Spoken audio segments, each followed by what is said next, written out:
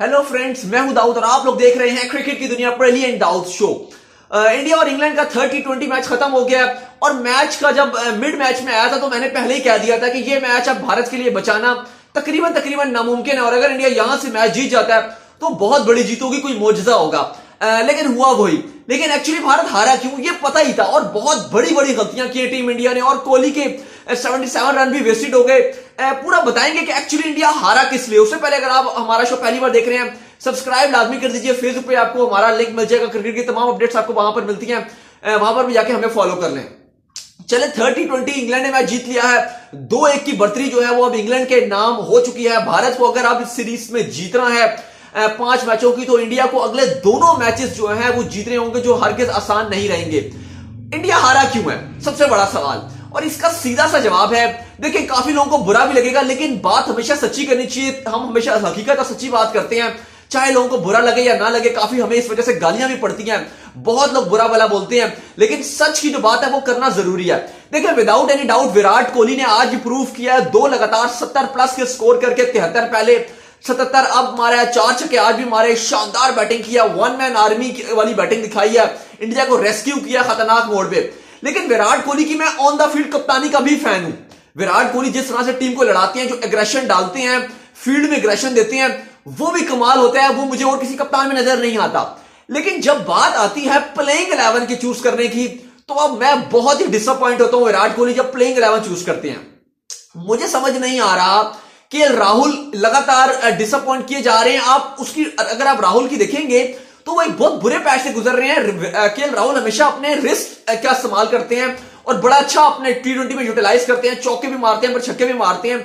लेकिन अभी उनका बल्ला सीधा से तिरछा ही नहीं हो पा रहा है, वो सीधा सीधा आते हैं और आउट हो रहे हैं। लास्ट अगर आप उनकी 4 इनिंग्स देख लोगे, 3 डक्स हैं 4 इनिंग्स में, और 4 इनिंग्स में सिर्फ 1 रन उन्होंने बनाया है। देखिए, विराट से मैं समझ रहा हूं कि केएल राहुल इस टाइम आराम मांग रहे हैं। केएल राहुल चाह रहे हैं कि मुझे आप आराम करवा दो। दूसरी तरफ सूर्य कुमार यादव को आपने बगैर खिलाया आपने उसको बाहर बिठा दिया, कुछ समझ नहीं आया।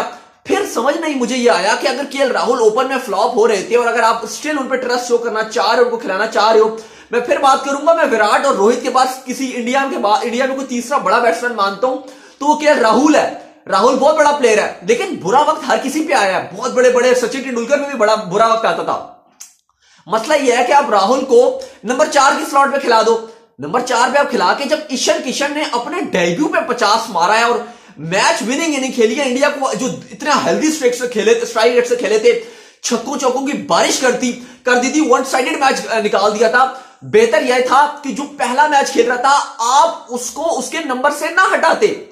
मुझे बिल्कुल समझ नहीं आई कि ईशान किशन जो इतना अच्छा कर रहा था उसको उसके नंबर से क्यों हटाया गया।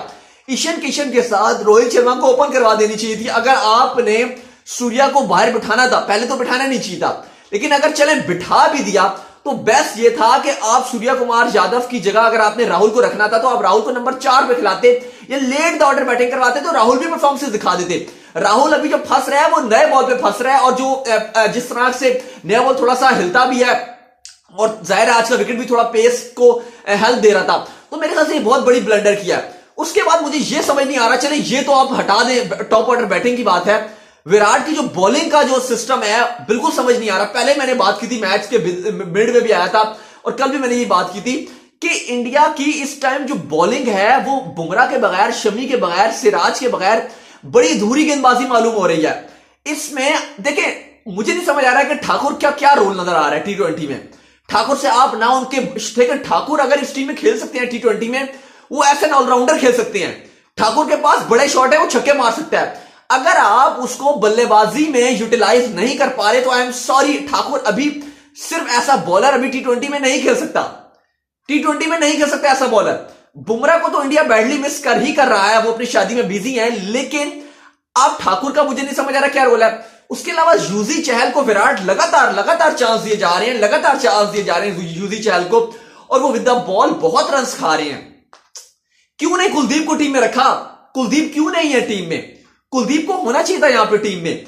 उसके अलावा अब नटराजन का सुनने में आ रहा है वो अनफिट है, लेकिन अगर अनफिट है तो आप उनकी जगह किसी और प्लेयर को देखो, आप सैनी को खिला दो। लेकिन ठाकुर से बेहतर तो मैं समझ रहा हूं कि सैनी आपका मेन बॉलर हो सकता है, जो आपको विकेट्स भी देके दे सकता है। अगर आपने सैनी को खिलाना ही नहीं था तो फिर आप उसको स्क्वाड में भी ना रखते, फिर आप किसी तीसरे की तरफ जाते, आप सिराज को रख सकते थे। ये तो देखे ना, आपने प्लेइंग 11 में अपने लिए गेंदबाजों में लिमिटेड खुद ही आपने अपने आप को कर दिया। ऑन अ सीरियस नोट देखें, बैटिंग तो चले नहीं, चल गई, वो दोबारा कर जाएगी, अगर बैटिंग ऑर्डर तब्दील करेंगे वो चल जाएगा। लेकिन इस बॉलिंग के साथ जो अभी बॉलर है, एक तो पहले माफ कीजिएगा आधे बॉलर है दो, क्योंकि चहल की फॉर्म नहीं है और ठाकुर आधी अधूरे बॉलर हैं, और टोटल आप 5 गेंदबाज खिला रहे हो। फिर छठा ऑप्शन भी होना चाहिए ना कि आपने देखिए, अगर आप सबसे कोटा पूरा करवाओगे, और ऐसे बुमराह जैसे बॉलर तो नहीं है ना ये शमी टाइप बॉलर है, आप कैसे इन 5 के 5 के आप कोटे पूरा करवाओगे? ये तो आप खाली तभी जीत सकते हो कि अगर आप टॉस जो है वो आप हारो, आप माफ कीजिएगा, आप जीतो, आप जो सेकंड चेस करो, तभी आप जीत सकते हो। बात ठीक है कि इस टाइम ये पिच ऐसे ही हुई हुई है कि टॉस जीतो और मैच जीतो वाला सिचुएशन हुई हुई है। जो टीम टॉस जीतती है वो सीधी सीधी बॉलिंग की तरफ जाती है, और चेस करने जो भी टीम आती है वो जीतती है, इस बात में कोई दोहराई नहीं है। लेकिन इंडिया का ये स्क्वाड की मैं फिर बात करूंगा, ये इतना स्ट्रॉन्ग स्क्वाड है कि ये स्टिल ये बॉलिंग से डिफेंड कर सकता है। बात हकीकत है कि बुमराह को तो बैडली मिस किया जा रहा है। अगर बुमराह होते तो यकीन माने मैं चैलेंज कर सकता हूं, यहां पे इंडिया ये मैच जीता। अगर जसप्रीत बुमराह यहां पर होते तो 156 का टारगेट भी इंडिया ने बचा लेना था, अगर बुमराह यहां पर होते। लेकिन चलिए, अगर बुमराह नहीं है, शमी की इंजरी का मसला है, फिटनेस के मसाइल थे, शमी भी स्क्वाड में नहीं है। नटराजन किधर है? अब कह रहे हैं जी नटराजन भी अनफिट है।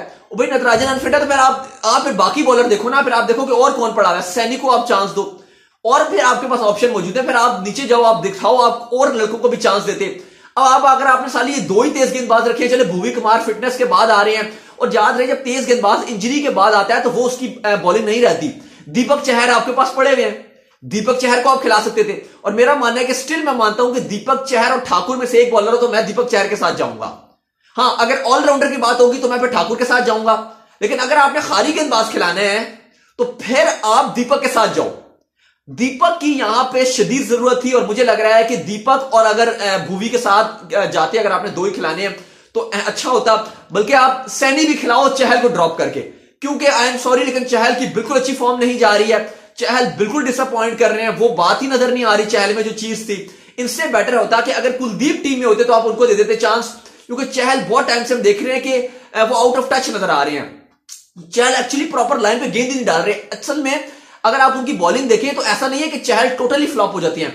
मसला ये आ रहा है कि आज बटलर ने जब चहल पे अटैक करना शुरू किया, वहां से चहल की लाइन लेंथ खराब हो जाती है। चहल में जब अटैक होता है तो चहल पहले ऐसा होता था कि अगर चहल पे आप अटैक करोगे, एक उनको बाउंड्री मारोगे, अगली गेंद पे चहल आपको विकेट लेके देंगे। अब क्या हो रहा है, अगर आप चहल को एक बाउंड्री मारोगे, चहल घबरा के चहल की लाइन खराब हो जाती है, और आपको और मौका मिलता है कि आप यूजी चहल को और लपेटो। और बटलर ने यही किया, और यूजी चहल पे बुरी तरीके से अटैक किया, और इंडिया का टोटली जो है वो प्लान फ्लॉप हो गया। और बटलर को आपको क्रेडिट देना पड़ेगा कि जिस तरह से उन्होंने चहल पे अटैक किया, उसके बाद मैच में कुछ रहा ही नहीं। एंड में आके बेरिस्टो ने भी शानदार खेला, लेकिन जिस तरह से शानदार 80+ रन की 83 रन की जो इनिंग खेली है आज बटलर ने, बिल्कुल मैच जो है वो हाथ से ले गए हैं। बहरहाल मैं फिर बात करूंगा कि विराट की ऑन द फील्ड जो अटैकिंग उनकी, जो किस तरह वो लड़कों को लड़ाते हैं, इसके अलावा जिस तरह वो खुद प्रेशर अब्सॉर्ब करते हैं, वो आउटस्टैंडिंग है, और ऐसा कप्तान आपको नहीं मिलता।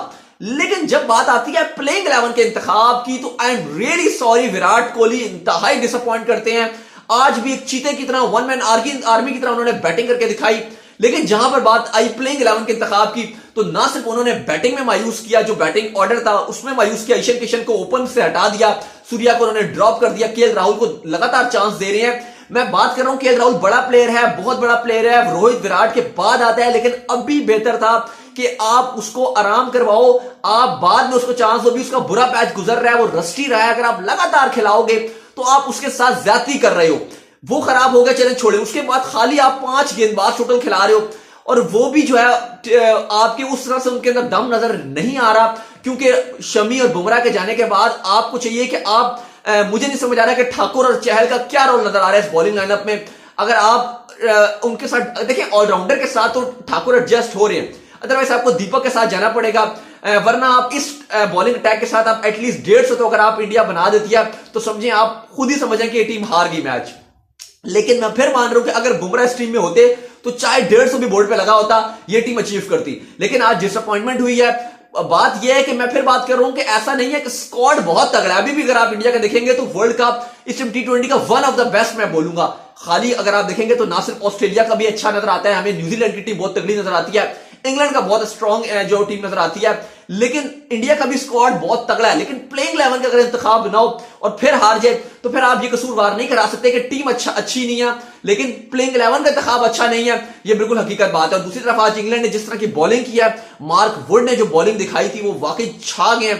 आउटस्टैंडिंग उन्होंने बॉलिंग दिखाई है और पूरी अपने कप्तान को डिसअपॉइंट नहीं किया, बल्कि आज तमाम ही गेंदबाज, उनके तेज गेंदबाज, उन्होंने बहुत अच्छी गेंद किया और इंडिया को बिल्कुल जो है वो उठने ही नहीं दिया। और जब आपका स्टार्ट अच्छा ना हो, लाइक केएल राहुल लगातार वो 0 पे आउट होते हैं, लगातार 0-0-0-0 पे आउट होते हैं, तो उसके बाद फिर आप क्या कर सकते हैं। बहरहाल फिलहाल काफी डिसअपॉइंटमेंट रही है। अगले बकिया दोनों मैचेस इंडिया को जीतने पड़ेंगे और प्लेइंग 11 पे बहुत डिबेट होगी। और देखें, आपकी T20 टीम तभी अच्छा करती है जब आपकी टेल लंबी हो। और विराट कोहली ने जो दूसरे मैच में कहा था वो तो जो उन्होंने करके दिखाया, जिन्होंने प्रेस कॉन्फ्रेंस में कहा था कि हम अटैकिंग गेम खेलेंगे, लेकिन उसके बाद से वो चीज नजर नहीं आई। विराट ने खुद तो करके दिखाया, लेकिन बाकी प्लेयर्स की तरफ से बहुत ही डिसअपॉइंटमेंट नजर आई है। फिलहाल सब्सक्राइब लाजमी कर दीजिए, फेसबुक में हमें फॉलो कर ले। नेक्स्ट शो में मिलते हैं, अली मौजूद होंगे हमारे साथ। फेसबुक में हमें फॉलो करें और सब्सक्राइब लाजमी कर दीजिए। लेकिन आज इंडिया ने वाकई डिसअपॉइंट किया है। So till then, bye bye.